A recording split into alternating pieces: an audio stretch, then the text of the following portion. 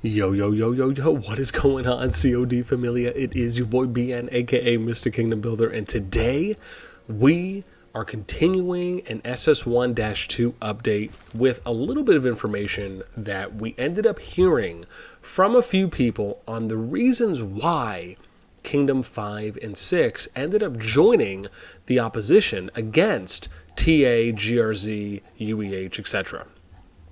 We are going to be talking about that, along with just some theories and a little bit of back and forth. So this, again, if you enjoy the history, you enjoy a little bit of the drama, you enjoy a little bit of the back and forth, I'll be presenting you with what my lady calls the chisme, which apparently is just the sauce, right?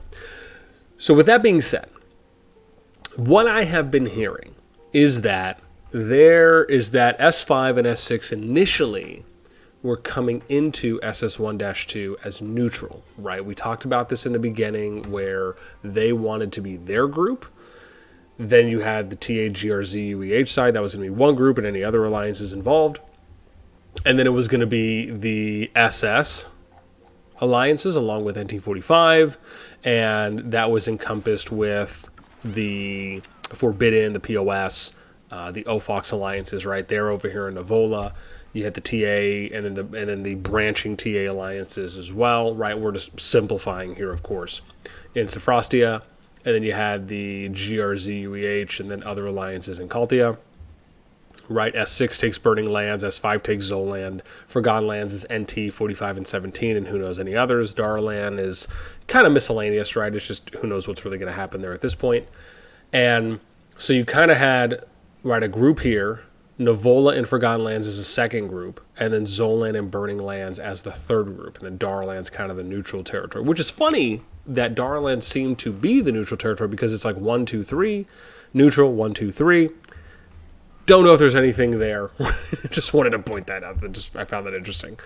So the reason why, from what I'm hearing, when it came to S5 and S6 deciding to actually side with Nivola alliances and Forgotten Land alliances, right, being the SS group and the NT alliances, is because of supposedly TA, whether it was just TA and or any of its affiliates, ended up telling or saying to some of the players on the S5/S6 side, right, depending on how many it was and which alliances, that if they had accepted any of their TA's enemies, right, in how they view the SS alliances along with NT alliances up to that amount, or those included, if they accepted any of those players into the S5/S6 alliances, that they would then be considered TA's enemies.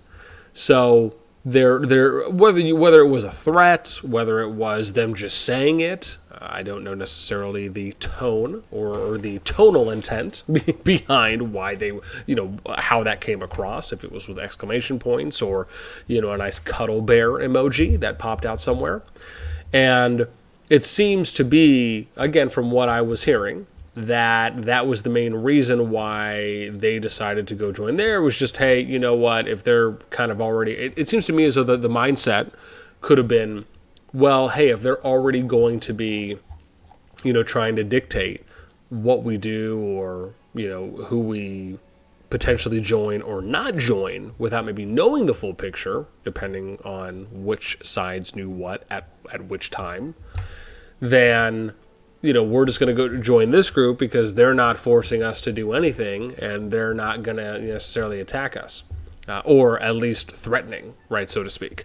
So I find it interesting, a part of, because I want to mention this, right? Now, this is something, and I want to point, this isn't necessarily to paint anyone as the good guys, bad guys in these situations, but I do think it's important to kind of provide some level of historical reference.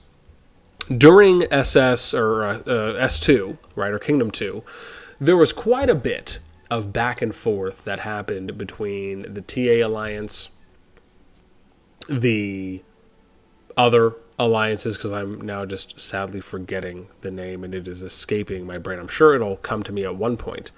And in short, due to this, you had essential sides that were saying, well, okay, well, hey, this side is recruiting players, right, on against or kind of, I don't want to say immorally, but just not in the best of light. And then, hey, guess what? This other alliance is also recruiting players in the best of light, right? So it's kind of how you're basically having like counter recruiting that was going on.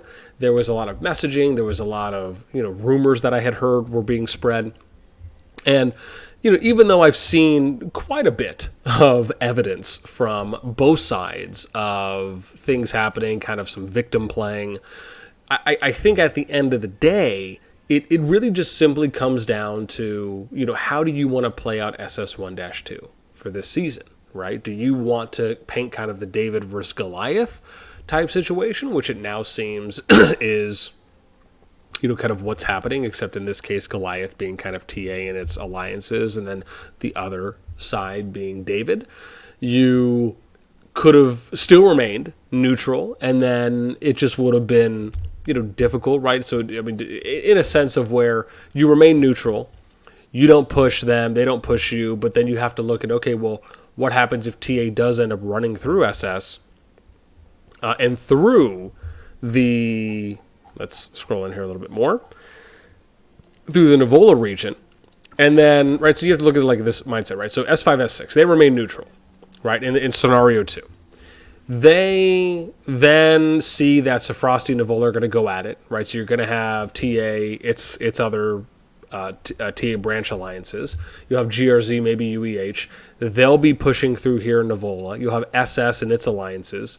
Darlin's obviously a neutral area, so NT, if they wanted to support it in any capacity, would have to attack one of the passes.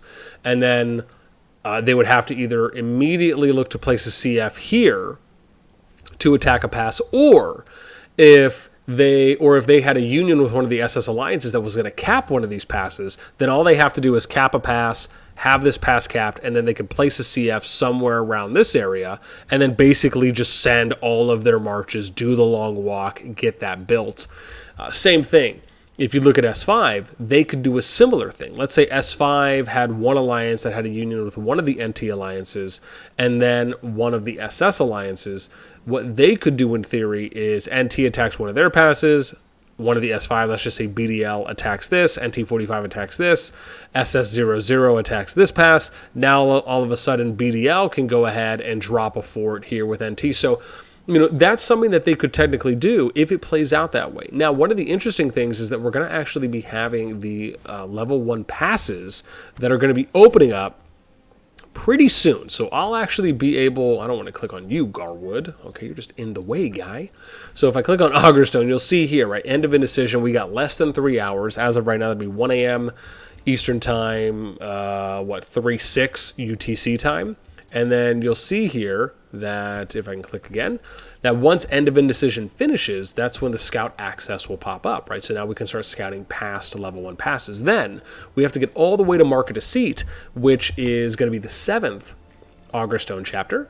And that is when the level 1 passes, 12 hours after, will open up. Also when the Merit store opens, right? So, most of what we understand when you go into Season 2 after from your home kingdom, there's just no point in really fighting it out at all to any degree until you hit Market a Seat. So it's actually more favorable, when you think about it logically, to coordinate with other alliances. So that way you can all try to go to your own designated Zone 1 region, right? Just because you're not going to get any points. Now, yes, could you still just go ahead and wreck people's faces, and you obviously would still get resources, you would still deplete them as well early on? Sure, you could still do that. But from what I've been seeing, if it's any consolation from the first season of SS1-1, but which is, again, the first merged kingdom from Kingdoms 1 through 4, they didn't really fight it out in Season 1. There was a very small skirmish, I believe, in not Forgotten Lands, Zoland. Very minimal, and didn't really last a long time. It was maybe half a day. And then everyone just kind of chilled and waited until level 1 passes open, then they went at it. I believe the same thing is going to happen here in SS1-2 for the second season of the first Merge Kingdom. We're just not going to see a lot of action, and I think logically, I get it. It makes sense, right? A lot of players probably don't want to go out and burn a bunch of troops if they're not going to get compensated for it. Compensation equals getting your merits, because then you can use those merits to go and purchase resources, etc., and other things. And when end of season rewards come up as well.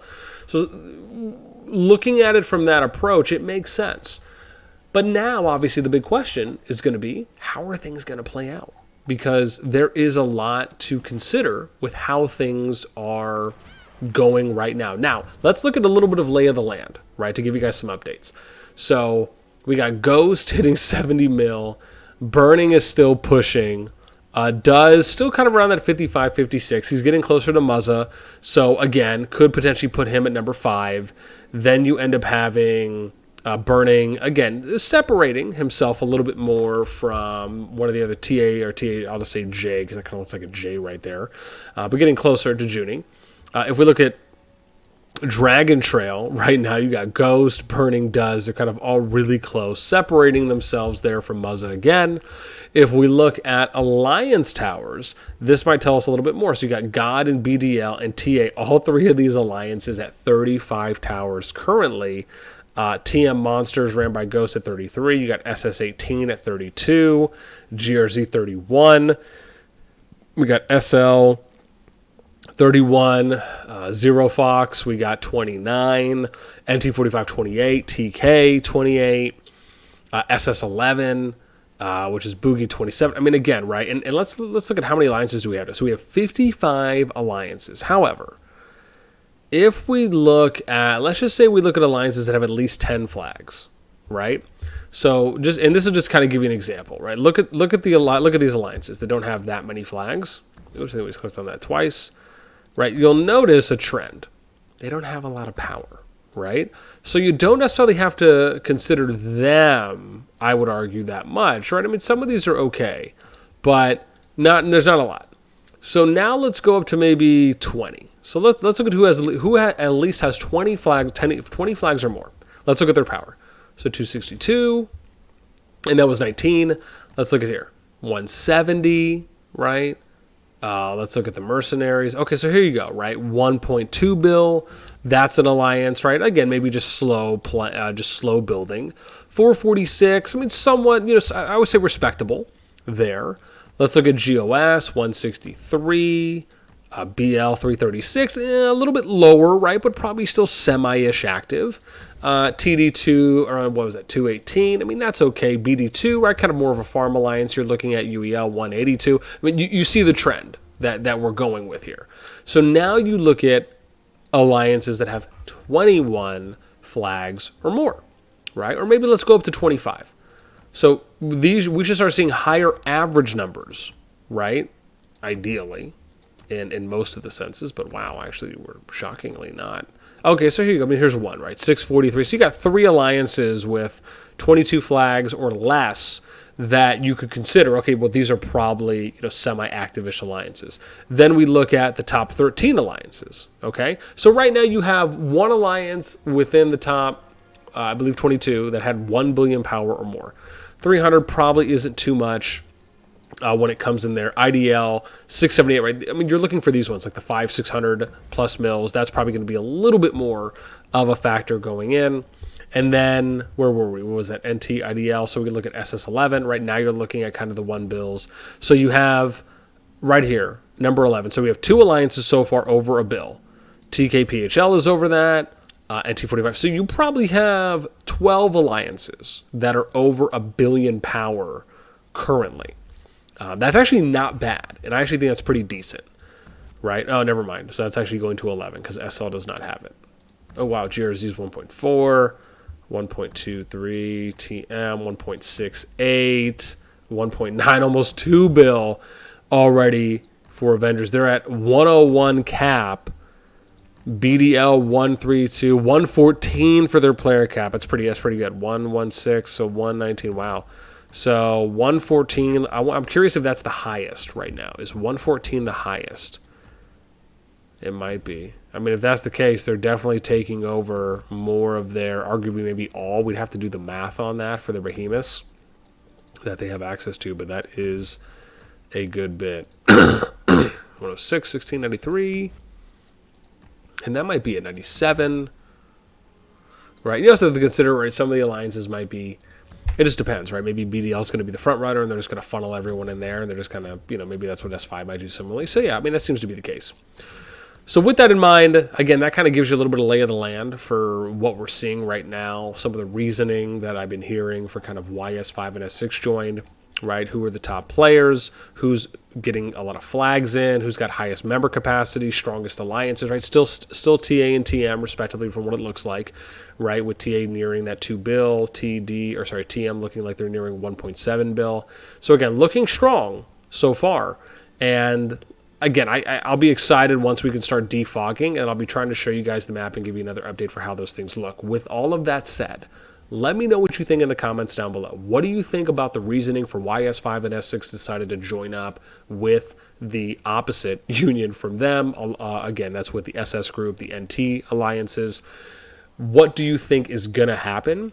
Do you think that there's going to be a play where everyone's going to kind of front load into Nivola and we're to see like the first big clash in Nivola versus or adjacent Sophrostia? And anything else, right? If you have any additional insight, if you have other reasons on why you think the choice was there, right? Are you rooting for TA and their group this season around? Do you have another one? Maybe some dark horses? Let me know anything and everything in the comments down below. That's going to be it for me. As always, until next time, I will catch you later.